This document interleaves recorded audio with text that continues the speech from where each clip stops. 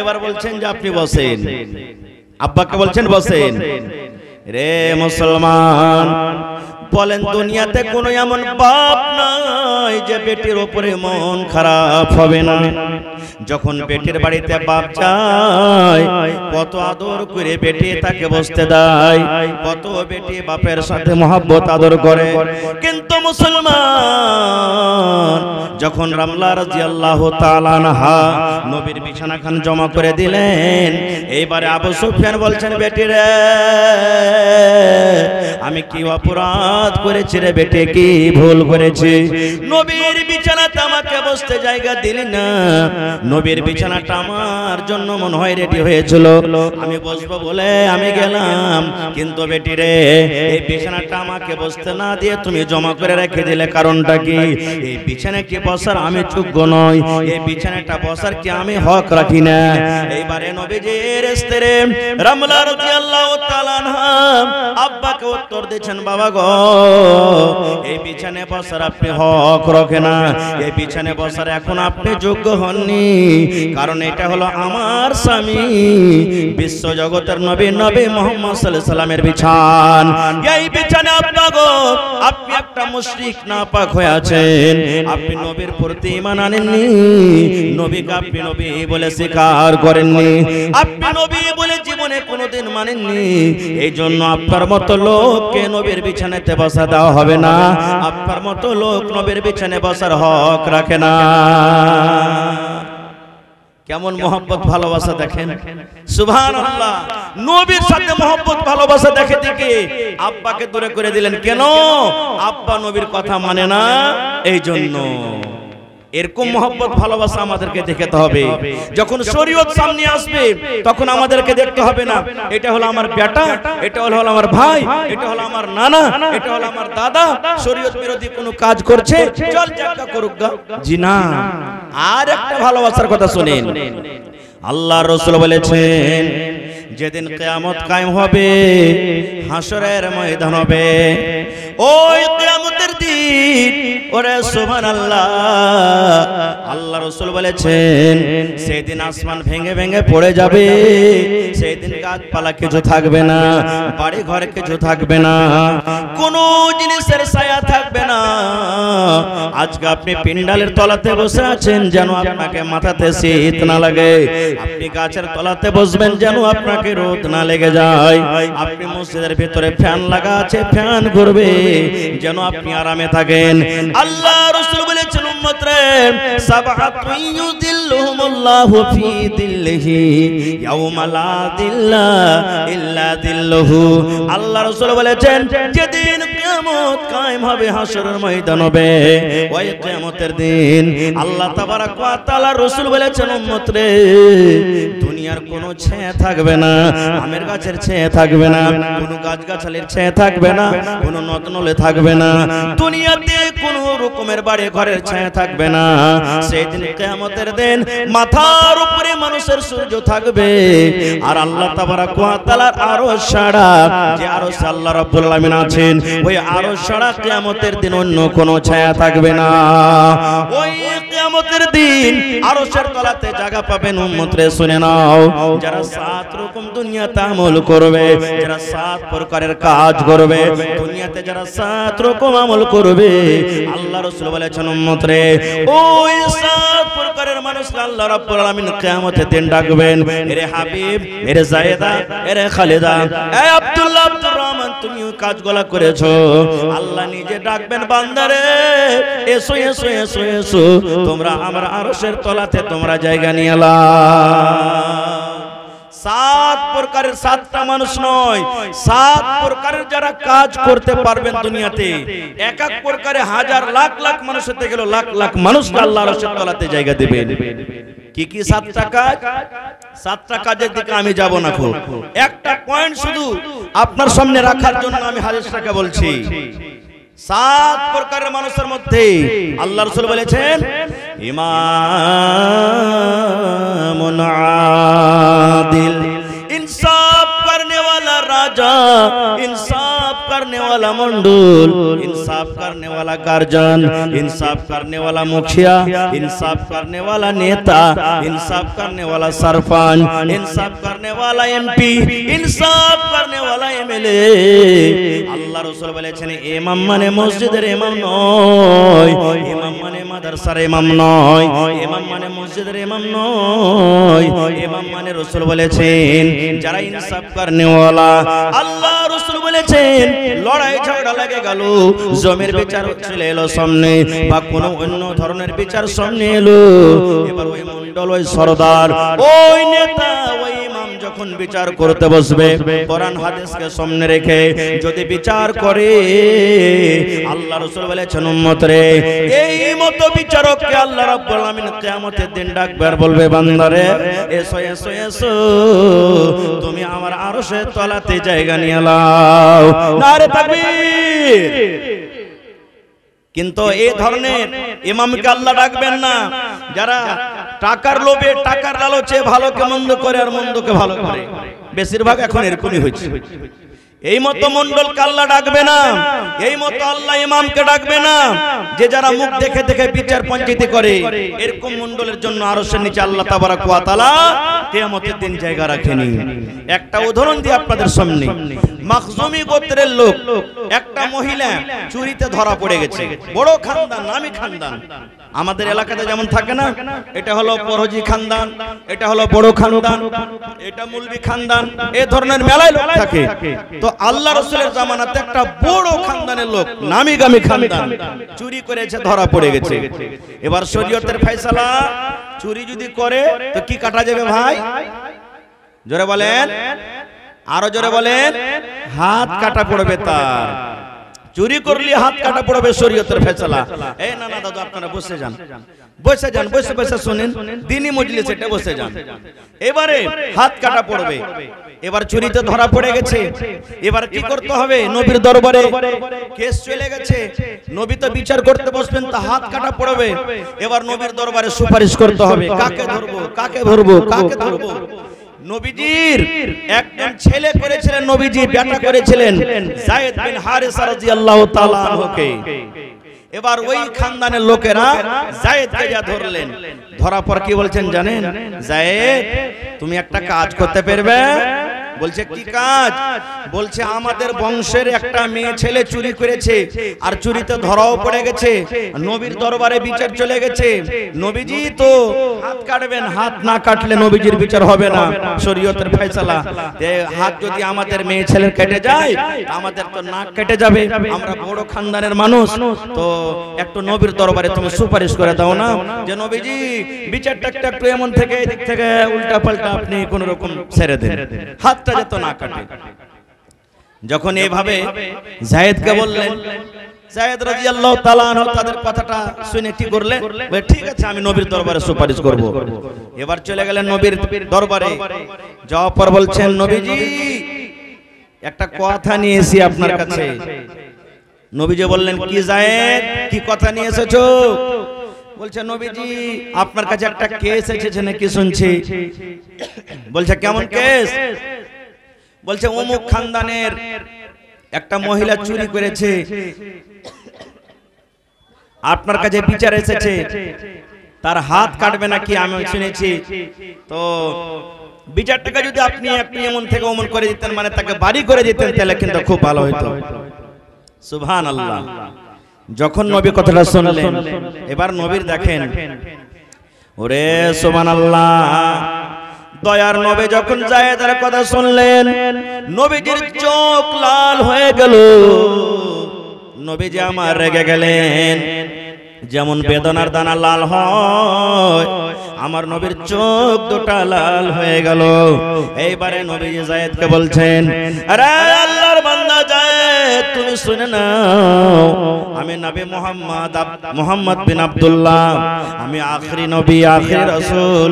আল্লাহর কসম করে বলি বাবারে, আল্লাহর কসম করে বলি, ওই মেয়ে ছেলের তুমি সুপারিশ করতে এসেছো আমার দরবারে, কিন্তু যায়েদ শুনে নাও, আজকে আমার মেয়ে আমার কলিজার টুকরা ফাতেমা বিনতে মুহাম্মদ, মানে আমার নাম হলো মুহাম্মদ, আমি একজন নবী।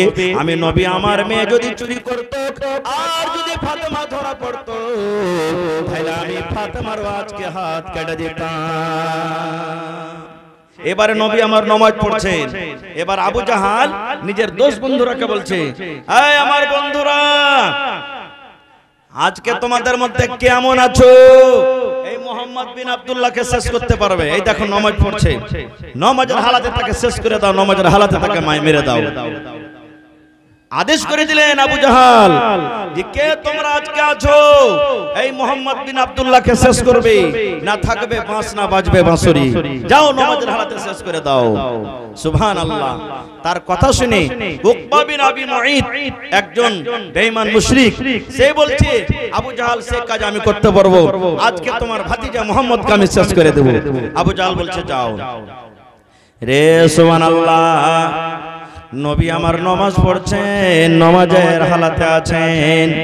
উকবা বিন আবি মুঈত দৌড়াতে দৌড়াতে দৌড়াতে আমার নবীর কাছে চলে গেলেন। এমন করে জোর করে আমার নবীর গলাতে ফাঁস লাগিয়ে দিলেন। বন্ধুরে, এই রস্সা দিয়ে কিংবা গামছা দিয়ে কিংবা মাফলার দিয়ে কিংবা চাদর দিয়ে এই ধরনের কাপড় দিয়ে নবীজির গলাতে এমন করে ফাঁস লাগিয়ে চেপে দিলেন। নবী আমার নামাজের হালাতে হিলা ডলা করতে পারে না, নবীজি আমার শ্বাস নিতে পারে না। চোখ গলা নবীজির বড় বড় হয়ে গেছে, চোখ দিয়ে পানি ঝরতে শুরু হয়েছে, নবী আমার ছুটতে পারে না। এই দিকে আবু জাহাল নিজের টিম নিয়ে খল খল খল খল করে হাসছে আর বলছে, দেখো রে আজকে মুহাম্মদ বিন আব্দুল্লাহ শেষ হয়ে যাবে। মুহাম্মদ বিন আব্দুল্লাহর অবস্থা দেখো, কে তাকে বাঁচাবে, কে তাকে তার সাহায্য করবে? কোন লোক নাই, তাকে কে মদত করবে, তার সাহায্য কে করবে? এবার খিলখিল করে হাসছে। আল্লাহ, নবীর চোখ দুটো বড় বড় হয়ে গেছে, নবীর চোখ লাল হয়েছে, এবার নবীর জিহ্বা বের হতে শুরু হয়েছে। একজন মুসলমান, কমজোর মুসলমান দূর থেকে দেখে নিয়েছে আমার নবীর গলাতে ফাঁস লাগিয়ে দেওয়া হয়েছে, নবীজি আমার আর ছুটতে পারে না। এবারে ওই মুসলমান কমজোর সাহাবী এবার বলছেন, আল্লাহ রে, আজকে আমার নবীকে কে বাঁচাবে? আমার নবী তো আজকে শেষ হয়ে যাবে, আমার নবী আজকে মরে যাবেন। আজকে উকবা বিন আবি মুঈত এমন জোর করে আমার নবীর গলাতে ফাঁস লাগিয়েছে, সুবহানাল্লাহ, আমার নবী ছুটতে পারবে না। আর ওই মুসলমান বলছেন, কমজোর সাহাবী, আল্লাহ, আমার মধ্যে অতখানি শক্তি নাই যে আমি এতটি লোকের সাথে লড়াই করব, যুদ্ধ করব। আজকে যদি আমার নবীকে বাঁচাতে পারেন তাহলে আবু বকর বাঁচাতে পারবেন, তাছাড়া আজকে আমার নবীকে কেউ বাঁচাতে পারবেন না। এবারে সেই সাহাবী দৌড়াতে লাগলেন, দৌড়াতে দৌড়াতে দৌড়াতে দৌড়াতে দৌড়াতে আবু বকর রাদিয়াল্লাহু তাআলা আনহুর বাড়িতে চলে গেলেন। আবু বকরের দুয়ারে বলছেন, আবু বকর, ও আল্লাহর নবীর সাহাবী, ও আল্লাহর নবীর দোস্ত, ও আল্লাহর নবীর বন্ধু, নবী আমার বিপদে পড়ে আছেন। ওই উকবা বিন আবি মুঈত নবীর গলাতে এমন করে ফাঁস লাগিয়েছেন আবু বকর, নবী আমার মনে হয় আর বাঁচবে না। নবীর জিহ্বা বের হয়ে গেছে, চোখ বড় বড় হয়ে গেছে, নবীর চোখ দিয়ে ঝরঝর ঝরঝর করে পানি ঝরছে। দৌড়াতে দৌড়াতে দৌড়াতে যাও, আর পারলে আমার নবীকে বাঁচিয়ে লাও, না হলে আজকে উকবা বিন আবি মুঈত এবং আবু জাহালের লোকেরা আমার নবীকে আজকে শেষ করে দিবে। যেমন হযরত আবু বকর রাদিয়াল্লাহু তাআলা আনহু ওই টাইমে বিছানায় শুতেছিলেন, যেমনই কথাটা শোনা, সুবহানাল্লাহ, এই লুঙ্গির মোড়াটা কোন রকম একটুখানি কষে, না কোথায় তীর, না কোথায় তলোয়ার, না কোথায় ঢাল, না কোথায় লাঠি, না কোথায় সুলফি, কিচ্ছু না নিয়ে লাগলেন দৌড়াইতে। দৌড়াতে দৌড়াতে দৌড়াতে চলে গেলেন। হযরত আবু বকর রাদিয়াল্লাহু তাআলা আনহু মনে মনে বলছেন, আল্লাহ, আমার নবীর গলাতে ফাঁস লাগিয়েছে রব্বুল আলামিন, আশেপাশে আবু জাহালের লোকেরা দাঁড় হয়ে আছে, আমি যদি একটা একটা করে লড়াই করতে যাই, আরে আজকে আমি লড়াই করে এরাকে পারবো না। আর 10 জন লোক আছে আর আমি একা, আমার নবী একা, তারাকে লড়াই করে পারবো না, লড়াই করে জিততে পারবো না। এবারে কি করলেন হযরত আবু বকর রাদিয়াল্লাহু তাআলা আনহু, বাঘ যেমন লাফ মেরে যায়, বাঘ যেমন জোর করে লাফ মারে, ওরে সুবহানাল্লাহ হযরত আবু বকর রাদিয়াল্লাহু তাআলা আনহু বাঘের মতন লাফ মেরে উকবা বিন আবি মুঈতকে এমন জোর করে একটা ফাইট দিলেন, এমন জোর করে একটা ঘোষা দিলেন সুবহানাল্লাহ, এমন জোর করে একটা ফাইট দিয়ে দিলেন, সঙ্গে সঙ্গে তার গলা থেকে ফাঁস ছুটে গেল, নবীর গলা থেকে হাত ছুটে গেল। এবার হযরত আবু বকর ওই মুসলমানকে বলছেন, ভাই আল্লাহর রাসূলকে তাড়াতাড়ি করে তুমি এখান থেকে নিয়ে চলে যাও, আল্লাহর রাসূলকে এখান থেকে হটিয়ে নাও, তাড়াতাড়ি করে আমার দয়ার নবীকে তুমি এখান থেকে নিয়ে চলে যাও। এবার ঘটনা শুনে যত রাগ নবীর পরে ছিল সমস্ত রাগ এখন হযরত আবু বকর রাদিয়াল্লাহু তাআলা আনহুর পরে শুরু হয়ে গেল। কে চাপ্পল দিয়ে মারতে শুরু করলেন, কে জুতা দিয়ে মারতে শুরু করলেন, কে পা দিয়ে মারতে শুরু করলেন, কে কিল দিয়ে মারতে শুরু করলেন। মারতে মারতে মারতে সুবহানাল্লাহ একটা মুশরিক একটা বেঈমান এমন জোর করে হযরত আবু বকরের নাকের পরে ফাইট মেরে দিলেন, নাকটা ফেটে একবারে রক্ত বইতে শুরু হয়ে গেল। এইবার হযরত আবু বকর রাদিয়াল্লাহু তাআলা আনহুর নাক দিয়ে এত রক্ত বহিল, এত রক্ত বহিল রে সুবহানাল্লাহ। হযরত আবু বকর রাদিয়াল্লাহু তাআলা আনহু বেহুশ হয়ে পড়ে গেলেন, হুঁশ বুদ্ধি কিন্তু আসে না।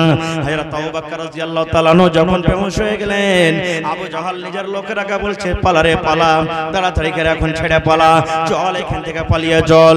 এই করতে করতে হযরত আবু বকর রাদিয়াল্লাহু তাআলা আনহুর গ্রামের লোকেরা, বংশের লোকেরা, খানদানের লোকেরা যখন শুনলেন আমাদের আবু বকরকে মেরে বেহুশ করে দেওয়া হয়েছে, আমাদের আবু বকরের হুঁশ বুদ্ধি আসে না, আমাদের আবু বকরের বদলা নিতে হবে, চল।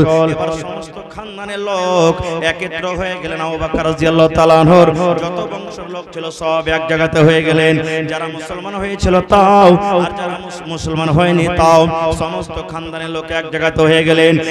এক জায়গাতে জড়ো হয়ে যাওয়ার পর বলছে আবু জাহাল রে, শুনলে আবু জাহাল, আমরা মুসলমান জানি না, আমরা নবী জানি না, আমরা দ্বীন জানি না, আমরা কোরআন জানি না।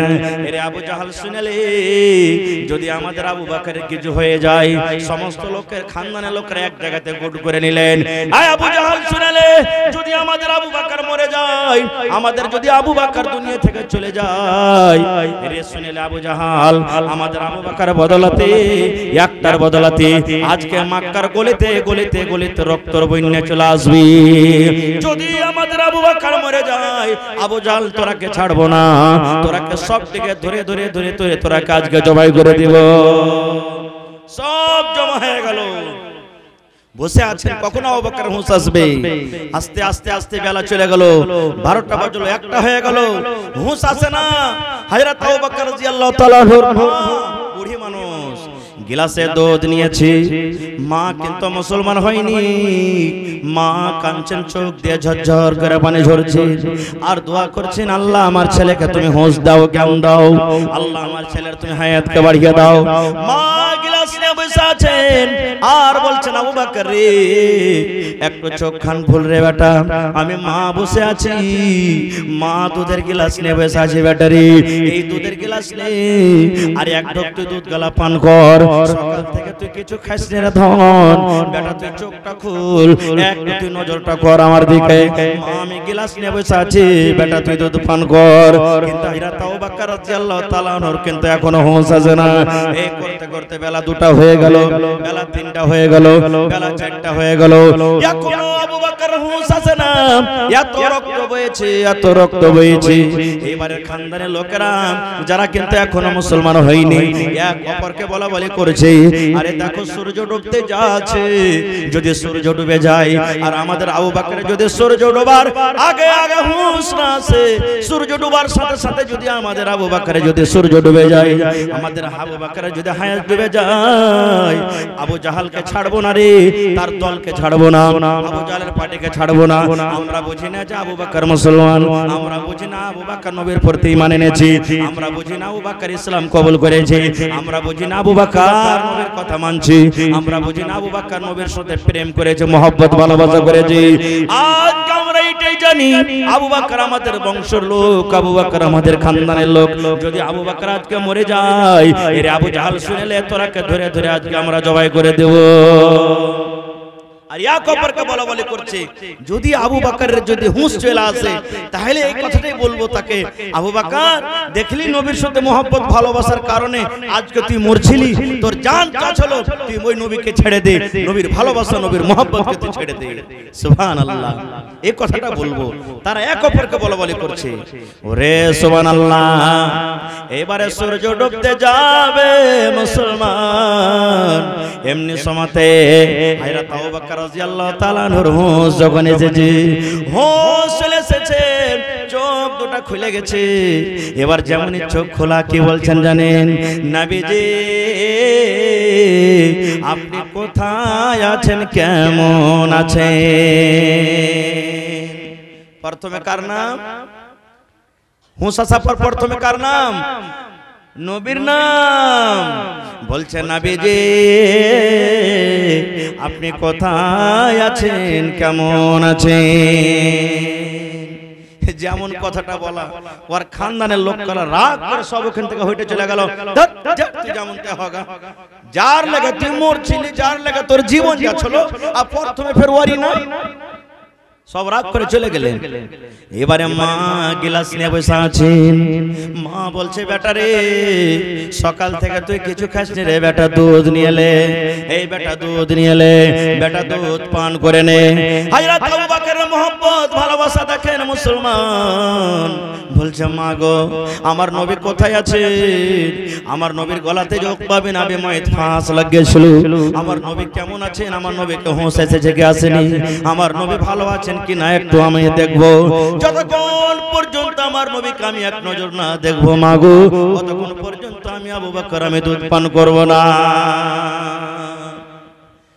তার মা বলছেন বেটা আমি তো জানি না যে তোর নবী কোথায় আছে, মানে মা তো মুশরিকা, মুসলমান হয়নি।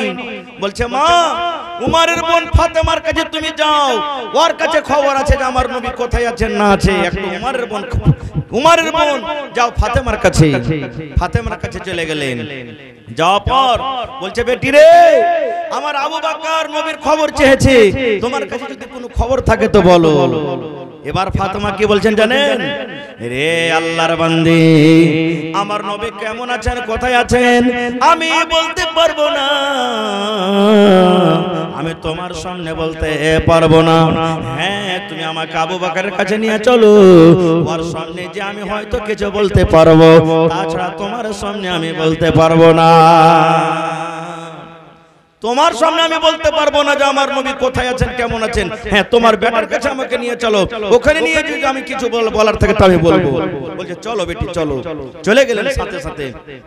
এবারে হযরত আবু বকর রাদিয়াল্লাহু তাআলা আনহু বলছেন যে বেটি, হযরত আবু বকর রাদিয়াল্লাহু তাআলা বলছেন এই ফাতেমা, আমার নবী কোথায় আছেন, কেমন আছেন, কি অবস্থাতে আছেন, একটু নবীর খবর বলো। তো ফাতেমা ইশারা করছেন চোখ দিয়ে, মানে এই দেখো, মানে তোমার মা যে আছে মুশরিকা, তোমার মা যদি কোনো মুশরিকের সামনে বলে দেয় আমার নবীর ব্যাপারে, তখন ওখানে যে হামলা করবে। হযরত আবু বকর বলছেন আমার মা কিচ্ছু করবে না, কিচ্ছু বলবে না, তুমি বলো। ভাই আমার, ঘটনার দিকে আমি আর যাব না। ঘটনাটা বলার উদ্দেশ্য হলো এই আমার, যে নবীজিকে হযরত আবু বকর কেমন ভালোবেসেছিলেন দেখেন তো, নিজের জান প্রাণ থেকে ভালোবাসলেন।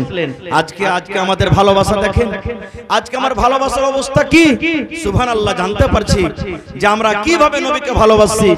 শরীয়ত যখন সামনে আসছে, দিন যখন সামনে আসছে, আমরা পা দিয়ে কুচলে নবীর শরীয়তটাকে আমরা পা দিয়ে কুচলে আমরা চলে যাচ্ছি আর বলছি যে হ্যাঁ আমরা নবীকে ভালোবাসি।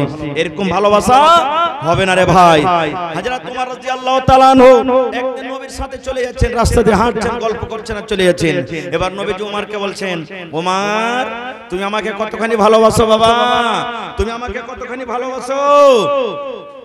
হযরত ওমর রাদিয়াল্লাহু তাআলা আনহু তখন বলছেন, নবীজি আমি আপনাকে খুবই ভালোবাসি, শুধু আমার জান থেকে, মানে আমার জান থেকে আপনাকে বেশি ভালোবাসি না, আমার জান বাদ দিয়ে আপনাকে ভালোবাসি। আল্লাহর রাসূল বলছেন, ওমর এখনো তুমি পূর্ণ মুসলমান হওনি। কেন? যদি আমাকে কেউ মারে, আমাকে কেউ গালি দেয়, আমার শরীয়তকে কেউ জবাই করে, ওই জায়গাতে তোমার জানের দরকার হয়, তাহলে তো তুমি যাবে না। এখনো তোমাকে পূর্ণ মুসলমান বলা হবে না, তুমি পূর্ণ মুসলমান হতে পারোনি। তখন হযরত উমর রাদিয়াল্লাহু তাআলা আনহু পট করে তখনই বলছে, নবীজি আমার জান থেকে আপনাকে বেশি ভালোবাসি। আমি উমর, আপনার সামনে আমার জান হাজির আছে, আমার জান থেকে আপনাকে বেশি আমি প্যার করি, ভালোবাসি। তখন নবীজি বলছেন, হ্যাঁ উমর, এতক্ষণে তুমি পূর্ণ মুসলমান হয়েছো। এরকম মুসলমান আমাদেরকে হতে হবে ভাই। আরেকটু আগে চলেন। সাহাবায়ে কেরাম নবীকে আরো কত ভালোবাসতেন। আল্লাহ রাসূল সাল্লাল্লাহু আলাইহি সাল্লাম এক যুদ্ধতে, এক লড়াইতে, সেই যুদ্ধের নাম হলো গাজওয়ায়ে খান্দাক। গাজওয়ায়ে খান্দাক, খান্দাক মানে একটা গর্তর নাম, একটা খাল। মদিনাতে মক্কার বেঈমান মুশরিকরা হামলা করতে যাচ্ছে। ওই সময়তে, ওই টাইমে মদিনাবাসীর শক্তি নাই, অতটি লস্কর নাই, ফৌজ নাই যে মক্কাওয়ালার মোকাবিলা করবে। তখন নবীজি সমস্ত সাহাবায়ে কেরামকে এক জায়গাতে বসিয়ে দিলেন। বসিয়ে দেওয়ার পর তখন বলছেন, হ্যাঁ গো, আমাদের কাছে তো এরকম কোনো লাইলস্কর নেই, আমাদের কাছে এরকম কোনো হাতিয়ার নাই, আর এতটি ফৌজ নাই যে মক্কাওয়ালার সাথে আমরা লড়াই করব, যুদ্ধ করব। এখন কি করতে হবে? সালমান ফারসি রাদিয়াল্লাহু তাআলা একজন সাহাবী, উনি তখন বলছেন, নবীজি একটা কাজ করেন। বলছে, কি কাজ? বলছে, মদিনার চতুর্দিকে গোল করে খুব বড় একটা গর্ত করে দেন, খাল করে দেন, যেন মক্কার মুশরিকরা খালটাকে, গর্তটাকে পার করে আমাদের সাথে লড়াই করতে না পারে। বলছে, ঠিক আছে, করো, এক কাজ করো, এটা করো। সবারই মাশওয়ারা হয়ে গেল যে হ্যাঁ গর্ত করতে হবে। এবার গর্ত করতে লাগলেন, গর্ত করতে আছেন, গর্ত করতে আছেন। সুবহানাল্লাহ। গর্ত করতে করতে বুখারী শরীফের হাদিস, জাবের রাদিয়াল্লাহু তাআলা আনহু একজন সাহাবী কোদল নিয়ে, খুরপি নিয়ে, বল্লম সুলফি নিয়ে, খুন্তি নিয়ে গর্ত করছেন, আর তার সামনে একটা খুব বড় পাথর পড়ে গেছে। পাথরটা যেমনি পড়ে যাওয়া, পাথরটাকে নিজের পাহি থেকে, গর্ত থেকে হটিয়ে দূরে ফেলবে, পারে না, খো ভাঙতেও পারলেন না। এবার চলে গেলেন জাবের কার কাছে? নবীজির কাছে। নবীজিও গর্ত করছেন। এবার জাবের নবীকে বলছেন, ইয়া রাসূলুল্লাহি, আল্লাহর নবী গো, আমি জাবের আপনার বন্ধু, আপনার সাথে। নবী গো, আমার পাহিতে একটা বড় ধরনের পাথর পড়ে গেছে, খুব বড় পাথর পড়েছে গো নবীজি। আমি জাবের তাকে ভাঙতে পারলাম না, কিংবা আমার শক্তি হলো না যে পাথরটাকে হটিয়ে আমি সাইড করে দেব, এরকম আমার শক্তি হলো না। নবী একটু চলেন আমার পাহিতে, একটু দেখেন তো পাথরটা কেমন করে হটবে। আল্লাহ নবী হাঁটতে হাঁটতে হাঁটতে জাবিরের পাহিতে চলে গেলেন, যে জায়গাতে জাবির রাদিয়াল্লাহু তাআলা আনহু গর্ত করছিলেন। দয়ার রাসূল পৌঁছে গেলেন। পৌঁছার পরে এবার বলছেন, জাবের রে, তোমার কোদলটা আমাকে দিয়ে দাও। দয়ার রাসূল বলছেন, তোমার কোদল আমাকে দিয়ে দাও। এ জাবের, তোমার কোদলটা আমাকে দিয়ে দাও। এবারে নবীজি কোদলটাকে নিয়ে নিলেন, আর বিসমিল্লাহ বলে এমন জোর করে পাথরের উপরে আঘাত করলেন। দয়ার নবী বিসমিল্লাহ বলে যেমনই পাথরের উপরে আঘাত করলেন, ওরে সুবহানাল্লাহ, একই আঘাতে পাথর ভেঙে ভেঙে ভেঙে একবারে ছত হয়ে গেল। নারে তাকবীর! পাথর ভেঙে গেল। যখন পাথরটা ভেঙে গেল, এবারে জাবের রাদিয়াল্লাহু তাআলা আনহু বলছেন, ইয়া রাসূলুল্লাহ, আল্লাহর নবী গো, আমি জাবের পাথরটা ভাঙতে পারলাম না, আপনি ভেঙে দিলেন গো নবীজি। কারণ জানতে হবে। রাসূল বলছেন, জাবের রে, কারণটা কি আছে যে তুমি পাথর ভাঙতে পারলেন না? হযরত জাবের বলছেন, ইয়া রাসূলুল্লাহ, আল্লাহর নবী গো, আমি জাবের এই জন্য পাথরটা ভাঙতে পারলাম না গো নবীজি। জাবের নিজের জামাটাকে উঠিয়ে এরকম ভাবে নিজের পেটটা দেখাচ্ছেন, আর বলছেন, নবী গো, আমি জাবের, আমার বাড়িতে কয়েকদিন থেকে খাবার নাই, না খেয়ে খেয়ে কাজ করছি নবী গো। বাড়িতে আমার কোনো আনাজ নাই, কোনো পানি নাই, বাড়িতে আমার কোনো খানা নাই।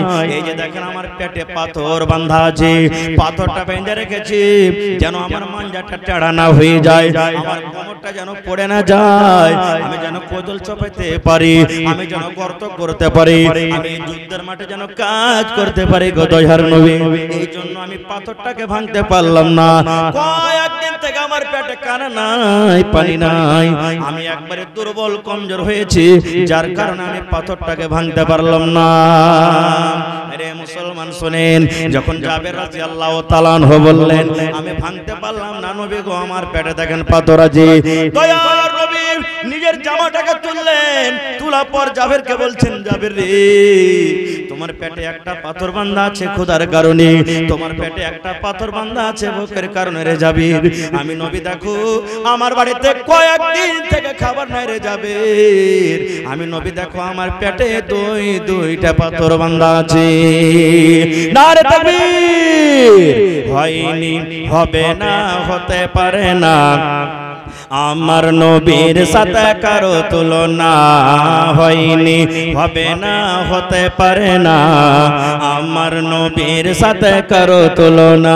হায়রে তুলনা তো দূরের কথা, ছায়াও মিলে না, হায়রে তুলনা তো দূরের কথা, ছায়াও মিলে না, হয়নি, হবে না, হতে পারে না, আমার নবীর সাথে কারো তুলনা, হয়নি, হবে না, হতে পারে না, আমার নবীর সাথে কারো তুলনা।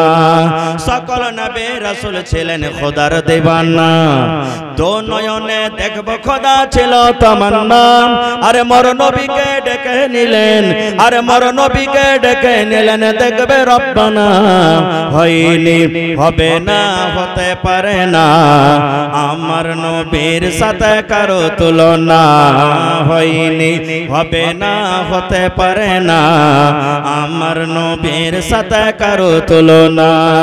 ইউসুফকে দেখে যারা আঙ্গুল কেটেছে, তারা কি আমার নবীর রূপ দেখেছে? ইউসুফকে দেখে যারা আঙ্গুল কেটেছে, তারা কি আমার নবীর রূপ দেখেছে? আরে দেখতো যদি কেটে দিত, আরে দেখতো যদি কেটে দিত কলিজাখানা, হয়নি, হবে না, হতে পারে না, আমার নবীর সাথে কারো তুলনা, হয়নি, হবে না, হতে পারে না, আমার নবীর সাথে কারো তুলনা। যার শানে আল্লাহ তাআলা করলেন ঘোষণা, খলকে আসিম আমার শাহে মদিনা, যার শানে আল্লাহ তাআলা করলেন ঘোষণা, খলকে আসিম আমার শাহে মদিনা, মুসলমানে নবী ছাড়া কিছুই মানে না, মুমিনে নবী ছাড়া কিছুই বোঝে না, হয়নি, হবে না, হতে পারে না, আমার নবীর সাথে কারো তুলনা, হয়নি, হবে না, হতে পারে না, আমার নবীর সাথে কারো তুলনা।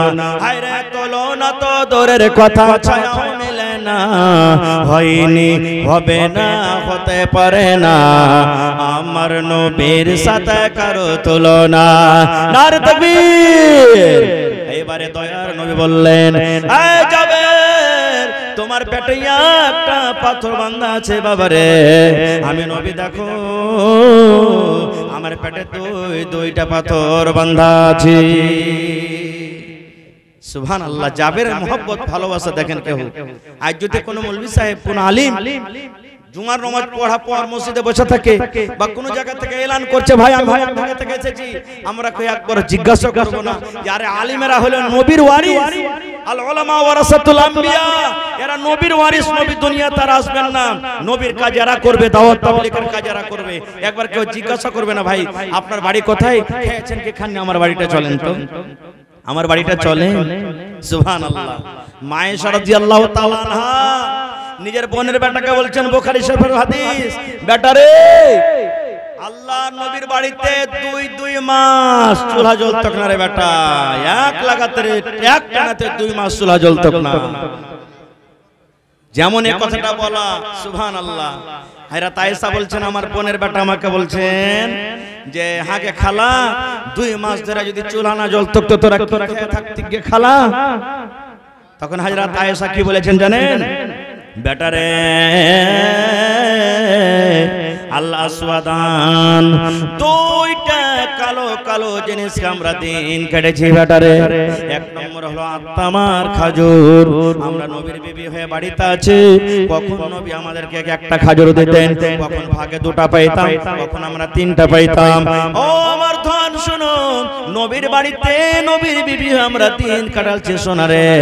বাচ্চা যেমন চকলেট চুষে, বাচ্চারা যেমন চকলেট খায়, এই মতো নবীর বাড়িতে চকলেট চুষে চুষে চুষে চুষে চকলেটের মতো চুষে চুষে খাজুর খেয়েছি। 2 নম্বরে আত্মামার পানি, 2 নম্বরে আলমা পানি। আমরা উপর থেকে 1 গ্লাস 2 গ্লাস পানি পান করে আমরা দিন কাটিয়ে দিয়েছি। কিংবা নবীর জন্য ওরস পরশ থেকে কেউ মাংস দিয়েছে, কেউ দুধ দিয়েছে, কেউ রুটি দিয়েছে, কিংবা কেউ চাউ দিয়েছে, কেউ ছাতু দিয়েছে। আল্লাহ রাসূল একাই খেতেন না, আমাদেরকে সেগুলা খাবার দিতেন।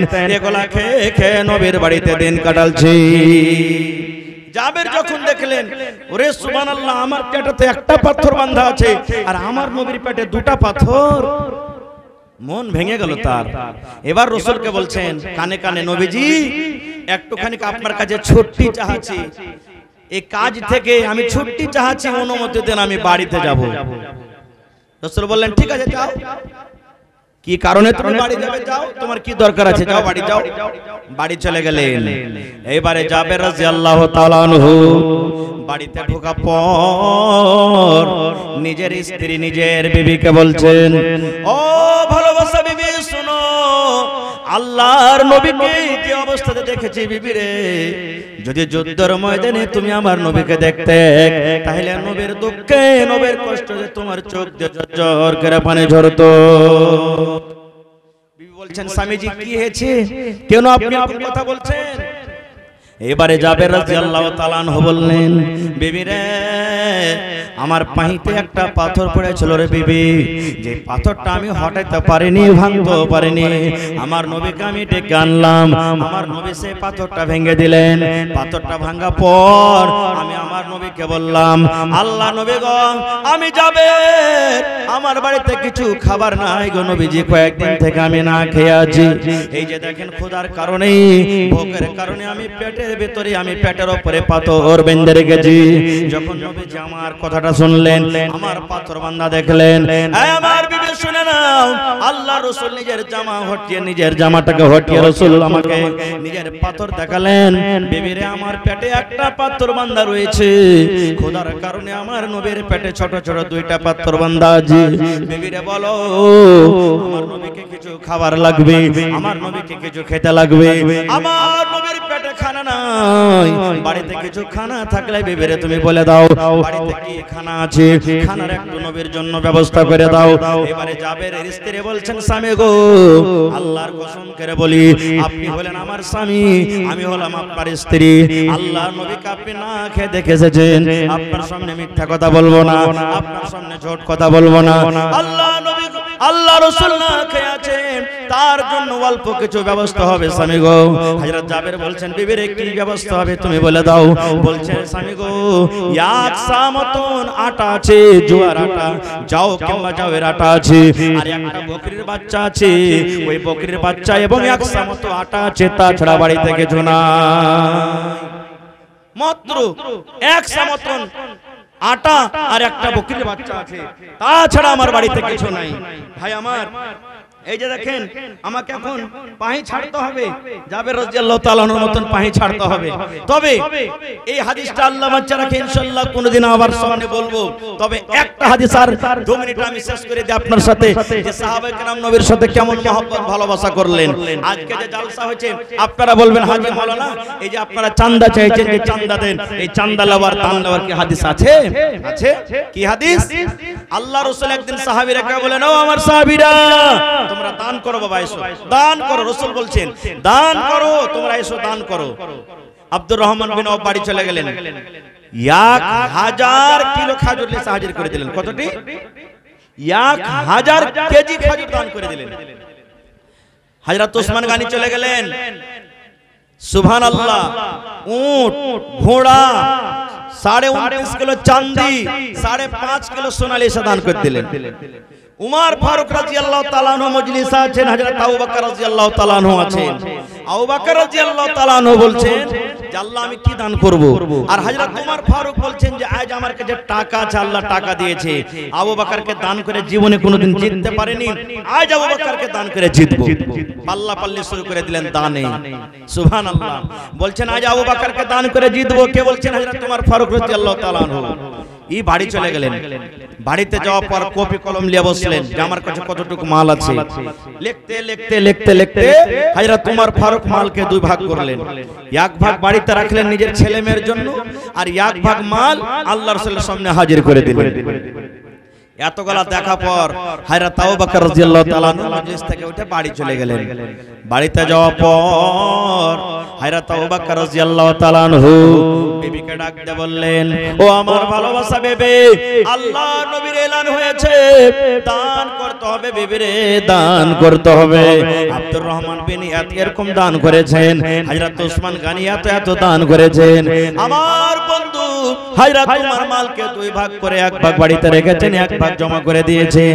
বিবিরে নবীর এলান হয়েছে, ডাক হয়েছে, আমি কি দান করব দেখো তো বাড়তে খুঁজে কিছু আছে কিনা। ভালোবাসা ভেবে বাড়তে খুঁজতে লাগলেন। খুঁজতে খুঁজতে খুঁজতে ওরে সুবহানাল্লাহ। এবার হযরত আবু বকর রাদিয়াল্লাহু তাআলা আনহুর বাড়িতে ইয়াকসা মানে 2.5 কেজি যাও কিংবা জাওয়ের আটা বাড়িতে পেলেন। হযরত আবু বকর খুঁজতে খুঁজতে 2.5 কেজি যাও কিংবা জাওয়ের আটা পেলেন।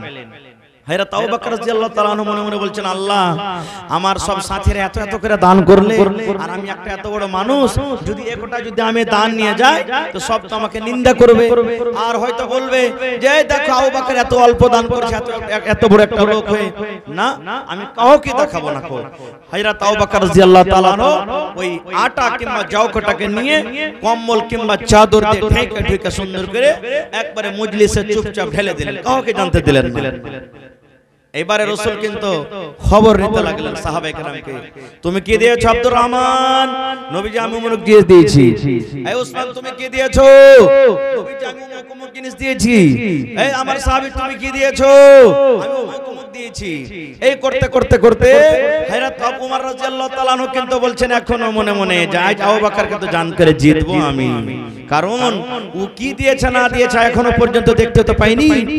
এবারে হযরত উমর রাদিয়াল্লাহু তাআলা আনহুকে জিজ্ঞাসা করছেন, উমর তুমি কি দিয়েছো বাবা?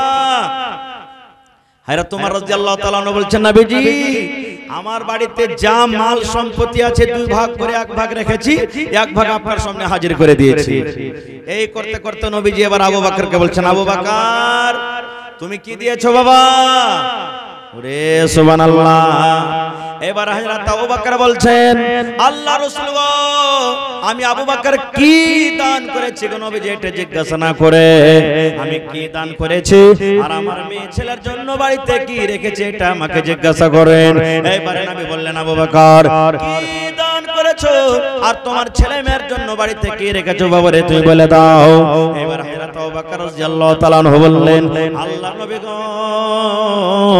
আমি আপনার বন্ধু, আমি আপনার সাথী, আল্লাহ এবং আল্লাহ রাসূলকে বাড়িতে রেখে আমার বাড়িতে যা ছিল সব কোটা আমি দান করে দিয়েছি। হযরত আবু বকর বললেন, ইয়া রাসূলুল্লাহ আল্লাহ এবং আল্লাহ রাসূলকে বাড়িতে রেখে যা আমার বাড়িতে ছিল নবী গো সব আপনার সামনে আমি হাজির করে দিয়েছি। যখন কথাটা বলা হযরত উমর ফারুক দাঁড় হয়ে গেলেন, দাঁড় হয়ে বলছেন, আল্লাহ আজকে আমি আবু বকরকে দান করে জিততে পারলাম না, আমি অর্ধেক অর্ধেক দান করেছি, অর্ধেক অর্ধেক নেকি পেলাম। হযরত আবু বকর গোটা বাড়ির সব দান করে দিয়েছেন, পূর্ণ নেকি পেয়ে গেল। এই তো সাহাবায়ে কেরাম দানে পাল্লা পাল্লি করতেন আর নবীর প্রতি কত মহব্বত ভালোবাসা দেখালেন। বাড়িতে কিছু নাই তবু যা ছিল ঝাড় ঝুড় দিয়ে নবীর কথা শুনে নবীর দরবারে হাজির করে দিলেন। ভাই আমার এটা হলো নবীর মাদ্রাসা, এটা হলো এই মাদ্রাসাতে কোরআনের পড়া হয়। এই মাদ্রাসাতে হাদিসের পড়া হয়, এই মাদ্রাসাতে দ্বীনের পড়া হয়, দুনিয়ার পড়া হয়। মাদ্রাসা আছে তো আমি আপনি আছি, মাদ্রাসা কায়েম আছে তো আমার আপনার ঈমান আছে, মাদ্রাসা আছে তো আমরা মুসলমান বেঁচে আছি। মাদ্রাসা যদি শেষ হয়ে যায় আমি আপনি শেষ হয়ে যাব, শরীয়ত থেকে ইয়াতিম হয়ে যাব, আমার আপনার দিন শেষ হয়ে যাবে, আল্লাহ আল্লাহর রাসূল আমার ঘর থেকে বাড়ি থেকে চলে যাবে। এইজন্য ভাই মাদ্রাসার হিতাকাঙ্ক্ষী, মাদ্রাসার মালিক, মাদ্রাসার সরকার হলেন আপনারা। এই মাদ্রাসাকে টিকিয়ে রাখতে হবে। মাদ্রাসা টিকে থাকলে আপনি আমি টিকে আছি, আর মাদ্রাসা যদি না থাকে আমি আপনি থাকতে পারবো না। এইজন্য ভাই আজকে দেখি নবীর প্রতি মহব্বত ভালোবাসা দেখি হযরত আবু বকর রাদিয়াল্লাহু তাআলা আনহুর মতন কে হবেন, হযরত ওমর ফারুকের মতন কে হবেন, হযরত ওসমানের মতন কে হবেন। দেখি কোন আল্লাহর বান্দা আছেন আজকের জালসাতে একটা লোক 25,000 টাকা দান করতে পারবেন? দেখি কোন আল্লাহর বান্দা আছেন 1000 করে 5টা লোক দান করতে পারবেন? 1000 করে ইটের দাম 10,000 টাকা করে টাকা 5টা লোক। দেখি কোন আল্লাহর বান্দা আছেন 100 সেফটি গেলা বালুর দাম 5,000 করে 5টা লোক জমা করতে পারবেন? এবং দেখি কোন আল্লাহর বান্দা আছেন এক বড়া করে সিমেন্টের দাম 50টা লোক আসতে পারবেন 500টা করে টাকা। এবং দেখি 30 পারা কোরআন 1000 করে 30 পারা কোরআনের দাম। দেখি কোন আল্লাহর বান্দা আছেন আজকের জালসা দিতে পারবেন? ভাই আমার সময় খুব শেষ, মাত্র আপনাদের সামনে 15 থেকে 20 মিনিট আর আছি। এই 15-20 মিনিটের মধ্যে আপনারা আল্লাহর হস্তে এই কোরআনের জন্য, মাদ্রাসার জন্য, নবীর প্রতি মহব্বত ভালোবাসা দেখিয়ে আখিরাতের প্রতি বিশ্বাস করে আখিরাতে কামিয়াব হওয়ার জন্য দেখি একটা লোক আছেন তো 10,000 টাকা দিতে পারবেন? একটা লোক কেউ আছেন তো 5,000 টাকা দিতে পারবেন? 30টা লোককে আমি 1000 করে চেয়েছি এবং 50টা লোক 500 টাকার টাকা, এক বড়া দু বড়া করে সিমেন্ট। এবং কমিটির লোককে বলবো মা খালারকে পিন্ডালে তাড়াতাড়ি চাদর দিয়ে পাঠান। চলে গেছে মায়েরা খালারা আপনাকে পিন্ডালে চাদর ঘুরছে। আপনারা এই কোরআনের জন্য গলার হার, নাকের নাকমাছি, কানের দুল, গলার হার, কানের বালি, পার পায়াল এবং যত কাঁসার বদনা থালি আছে, কাঁথা গাদলা আছে, কাঁসার বাটি আছে, আর টাকা পয়সা যা আছে চট চট চট চট চট করে আপনারা 10 থেকে 15 মিনিটের মধ্যে একটু দিয়ে পাঠান। তারপরে আজকে আমার বিখ্যাত উলামায়ে কেরাম জালসাতে এসেছেন আল্লাহর রহমতে, একসাথে সবাই ডেট পেয়ে নিয়েছে। আপনারা আজকে তারাকে শুনতে হবে। আমি এলাকার মানুষ, আপনারা আর সময়টা না কাটিয়ে আল্লাহর রাস্তায় একটু আসেন, 10 মিনিটের মধ্যে চট চট চট করে দিয়ে যান। এই যে আমার হাতে একটা কলম এসেছে, কে দিয়েছে মনে নেই? মাশাআল্লাহ আমার মাওলানা আনিসুর রহমান আলহাজ মাওলানা আনিসুর রহমান সাহেব এই মাদ্রাসার হলেন শিক্ষক। 6,000 টাকা দিয়েছেন মাশাআল্লাহ, নাকি? আর 4,000 দিয়ে 10,000 পড়বে না? 1,000 ইটার দাম আছেন হাজির সাহেব এখানে? নাই? আচ্ছা হবে ইনশাআল্লাহ। তো আমার মাওলানা আলহাজ আনিসুর রহমান সাহেব 6,000। একবার জোরে বলেন নারে তাকবীর, আরো জোরে বলেন নারে তাকবীর। মাশাআল্লাহ, জাযাকাল্লাহ। তারপরে আমার এই মাদ্রাসার প্রিন্সিপাল সাহেব 6,000। তো প্রিন্সিপাল তো বড় না হয়? হ্যাঁ, তো 6,000 এ কাজ হবে না কি মাওলানা? 6,000 এ কাজ হবে না? কমসে কম 10,000 টাকা দেন। আমার প্রিন্সিপাল সাহেব কোথায় আছেন? আমার এই মাদ্রাসার প্রিন্সিপাল সাহেব 6,000 টাকা দান করেছেন। আরো 4,000 টাকার আপনার আমি ইনশাআল্লাহ আশা করছি পুরো করে দিবেন, কথাটা রাখবেন। তারপরে বলেন জি জি জি মাশাআল্লাহ। আমার জাইনুল আবেদিন মুখিয়াজি সাহেব, সাবেক মুখিয়া, এই খাত্তা জালসাতে তো আমার নানা মনে হয় 25,000 টাকা দান করছিল, আমার মনে আছে। এই পরশুদিন যে জালসা হলো, আর আজকে দেখেন স্টেজে একবারে শুরু থেকে নিয়ে বসে আছেন। সুবহানাল্লাহ। এই দেখেন 11,000 টাকা দান করলেন। মাশাআল্লাহ, নারে তাকবীর। মাশাআল্লাহ। আপনারা উঠা ওঠা কেউ করবেন না ভাই, আপনারা ঘেস লেগে যে আসছে স্টেজে আসবে, লেগে আপনারা ধৈর্য ধরে স্টেজে বসে থাকেন। হ্যাঁ মাশাআল্লাহ। এটাকে মাওলানা মাসুম রেজা মাদ্রাসার স্টাফ 10,000 টাকা, নারে তাকবীর। মাশাআল্লাহ। আপনি দিলেন আর এখন পারবেন না দিতে? মাশাআল্লাহ। একজন আমার নানা, হ্যাঁ, তো আমার মুখিয়াজি 11,000 দিলেন নাকি? আর চাহাবো না নাকি? আচ্ছা, তো আমার মুখিয়াজি পারলে 4000 টাকা করে দেন, 15000 টাকা করে দেন, পারলে পারে ইনশাআল্লাহ, মানে সব জায়গাতে দিতে হয়ে যাওয়ার আগে। তো এই দেখেন আমার একজন ভাই 1000 টাকা এক পারা কোরআন মাজিদের দাম, মাশাআল্লাহ, জাযাকাল্লাহু খাইরান জাযা ওয়া আহসানাল জাযা। রব্বানা যালামনা আনফুসানা ওয়া ইল্লাম তাগফির লানা ওয়া তারহামনা লানাকুনান্না মিনাল খাসিরিন। রব্বানা আতিনা ফিদ দুনিয়া হাসানা ওয়া ফিল আখিরাতি হাসানাতাও ওয়া কিনা আযাবান্নার। আল্লাহ আমার এই রব্বুল আলামিন নানা জানেরা 10,000 11,000 6,000 1,500 করে আল্লাহ দান করলেন। আল্লাহ তারকে দান তুমি কবুল করে নাও। আল্লাহ রোজি রোজগারে বরকত দাও। আল্লাহ তুমি কামাই থামাইতে বরকত দাও। দুনিয়ার ভেজাল দুনিয়ার ফিতনা থেকে বাঁচিয়ে রাখো। যতদিন দুনিয়াতে বাঁচাবে আল্লাহ তুমি ইমানের হালাতে রাখো, নেককার করে রাখো, দিনদার করে রাখো। আল্লাহ কার মা কার বাপ কার দাদু কার দাদি কার নানা কার নানি কার শ্বশুর কার শাশুড়ি কবরে চলে গেছেন। আল্লাহ দুনিয়ার খবর পাওয়া যায়, কিন্তু কবর একটা এমন দাস, কবর একটা এমন জায়গা, আল্লাহ কবর থেকে কোনো খবর আইলো না। আল্লাহ মুমিন মুমিনা যারা কবরে শুয়ে আছেন আল্লাহ তারকে কবরে তুমি জান্নাতের বিছানা দিয়ে দাও। আল্লাহ তারকে কবরকে নূর দিয়ে মনোমর করে দাও। আল্লাহ যেদিন কিয়ামত কায়েম হবে, হাসরের ময়দান হবে, আল্লাহ এই কিয়ামতের দিন তোমার আরশের নিচে জায়গা দান করিও। রব্বানা তাকাব্বাল মিন্না ইন্নাকা আনতাস সামিউল আলিম। আমিন। আপনার শ্বশুর দিলেন? আচ্ছা, আপনার শ্বশুরের নামে, আপনার নাম কি? নুরুল হক, বাড়ি বড়ি বনালি। তো 100 টাকা যে দিচ্ছেন, এটা মা বাপের জন্য 200 টাকা আর শ্বশুরের নামে 100 টাকা। তো নিজের নামের পরে ময়া নাই, নিজের পরে নিজের স্ত্রীর পরে ময়া নাই। হায় আল্লাহ, ধান গালা ছেটে দেন, ধান লাগাননি, আর 200 টাকা দিয়ে দেন কমসে কম, তাহলে পারেন তো? আছে, হবে ইনশাআল্লাহ, হবে। নারে তাকবীর। আমার নানা নুরুল হক সাহেব বনালী থেকে 500 টাকা মা বাপ শ্বশুর শাশুড়ি এবং নিজের ছেলে মেয়ের জন্য। জি জি। আমার বড় ভাই মুজাহিদুল ইসলাম সাহেব সাহেব মুখিয়া গুড়ি পঞ্চায়েত 5000, মাত্র 5000 দিলে না? আচ্ছা, 5000 টাকা দিলা আমার ভাই, মাশাআল্লাহ, জাযাকাল্লাহ। আল্লাহ আমার দুই মুখিয়াজি দান করে দিলেন। আল্লাহ আমার জাইনুল ভাই 11,000 এবং আমার মুজাহিদ ভাই 5,000। আল্লাহ নুরুল হক নানা আমার আল্লাহ জি 500 টাকা দান করে গেল। আল্লাহ 5,000 টাকা মনে করে তুমি কবুল করে নাও। আল্লাহ মা বাপ দাদা দাদি যারা কবরে চলে গেছেন আল্লাহ তাদেরকে কবরে জান্নাতের নিয়ামত দিয়ে দাও। মাশাআল্লাহ মাশাআল্লাহ। খানাঘাট আব্দুর রাজ্জাক বাপ মারা গেছে 1000 আর খানটা দেন ভাই। হ্যাঁ আল্লাহ আপনাকে সব মাদ্রাসা নিজের, আপনারা না দিবেন তো কে দিবে কহেন তো? জি জি জি। আচ্ছা, তো ফারকিয়া থেকে মোহাম্মদ হাসান 500 টাকা লিখে দেন, কাইল দিবেন। এই আব্দুর রাজ্জাক ভাই লিখে দিয়ে দিবেন ইনশাআল্লাহ খানাঘাটে। হ্যাঁ, তো 500 করে দুই ছাড়তে 1000 টাকা দিলেন। মাশাআল্লাহ, জাযাকাল্লাহ। তোমার রহস্য আল্লাহকে বুঝতে পারে, ছিল বান্দা বসে তোমার কুঞ্জ পে ঝরে, ছিল কে ছিল না তাহা দানে পাওয়া গেল। আব্দুর রাজ্জাক ভাই আমার দান দিয়ে গেল, পরিমাণ 500 টাকা দিয়ে গেল দান।